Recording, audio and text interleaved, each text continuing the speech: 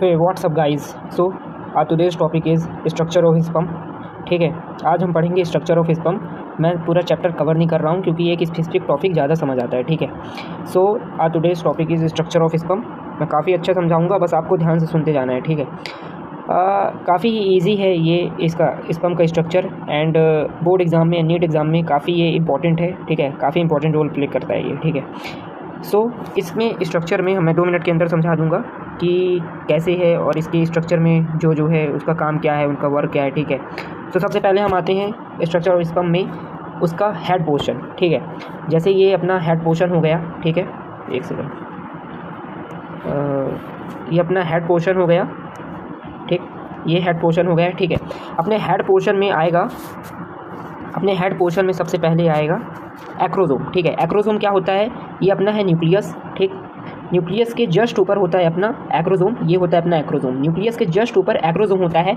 And acrosome क्या करता है? कैप लाइक स्ट्रक्चर दिखता है वो। ठीक है, न्यूक्लियस के ऊपर ये जो कैप लाइक स्ट्रक्चर है इसे ही कहते हैं एक्रोसोम। एंड इसमें काफ़ी सारे स्पम लाइसिन प्रेजेंट होते हैं।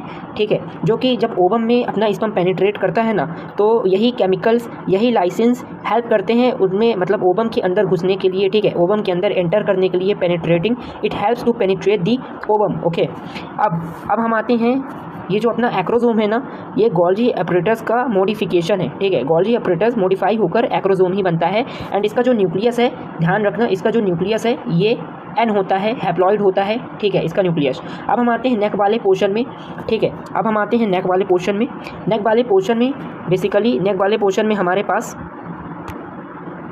प्रॉक्सिमल सेंट्रियोल होगा एंड डिस्टल सेंट्रियोल होगा। ठीक है, प्रॉक्सिमल सेंट्रियोल ये दिख रहा है ना, ये सबसे ऊपर जो है ना, अपर साइड में प्रॉक्सिमल सेंट्रियोल है एंड लोअर साइड में डिस्टल सेंट्रियोल है, ये जो ग्रीन कलर का है। ठीक है, एंड उसके नीचे अपना आएगा ये जो मिडल पार्ट है, ये अपना है middle part. Okay, middle part में अपना माइटोकॉन्ड्रिया होते हैं। एंड कितने माइटोकॉन्ड्रिया होते हैं? 25 to 30 स्पाइरली अरेंज माइटोकॉन्ड्रिया होते हैं। ठीक है, एंड ये जो उसके ऊपर ये जो लेयर है ना, इसको हम प्लाज्मा मेम्ब्रेन कहते हैं। ये जो माइटोकॉन्ड्रिया के ऊपर ये जो लेयर है, इसको हम प्लाज्मा मेम्ब्रेन कहते हैं। ठीक है, अराउंड द होल स्पम ये प्लाज्मा मेम्ब्रेन होती है। ठीक है, एंड इसकी टेल में आते हैं, तो टेल में अपना एक्सियल फिलामेंट होता है। ठीक है, ये टेल है। ठीक, ये पूरी ही टेल है। ठीक, एंड जो इसकी ये सेंटर पार्ट है ना, इसको कहते हैं हम एक्सियल, एक सेकंड मैं कलर चेंज कर लूँ, इसको कहते हैं एक्सियल फिलामेंट। ओके, इसको कहेंगे एक्सियल फिलामेंट। ठीक है, अब हम आते हैं इसका थ्योरी पोर्शन। अब हम थ्योरी पोर्शन पढ़ सकते हैं। ठीक है, सो हेड क्या करता है भाई? Contain an elongated and compact haploid nucleus. Head में न्यूक्लियस होता है। ठीक है, anterior portion of nucleus is covered with a cap like structure called as acrosome. ठीक है, मैंने बताया ही न्यूक्लियस के ऊपर कैप लाइक स्ट्रक्चर होता है जिसे हम एक्रोसोम कहते हैं।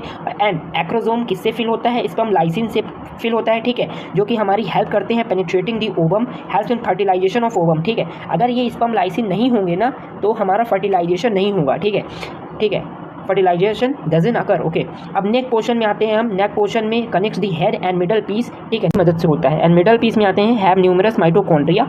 ठीक है, मिडल पीस में भाई बहुत सारे 25 to 30 माइटोकॉन्ड्रिया होते हैं। ठीक है, स्पाइरली अरेंज्ड होते हैं। ये ध्यान रखना, नीट में ये क्वेश्चन आता है कि माइटोकॉन्ड्रिया भाई कितने होते हैं? सो 25 to 30 होते हैं एंड ये स्पाइरली अरेंज्ड होते हैं। ठीक है, अब टेल में आते हैं। Movement of tail facilitates sperm motility which is essential for fertilisation. Okay, tail में अब नीट में एंड बोर्ड में ये क्वेश्चन डेफिनेटली आता है कि भाई टेल जो होता है ना, स्पर्म की क्या हेल्प करता है। ठीक है, सो ये मोटिलिटी प्रोवाइड करता है स्पर्म को। ओके, ये मोटिलिटी प्रोवाइड करता है। Motility means what?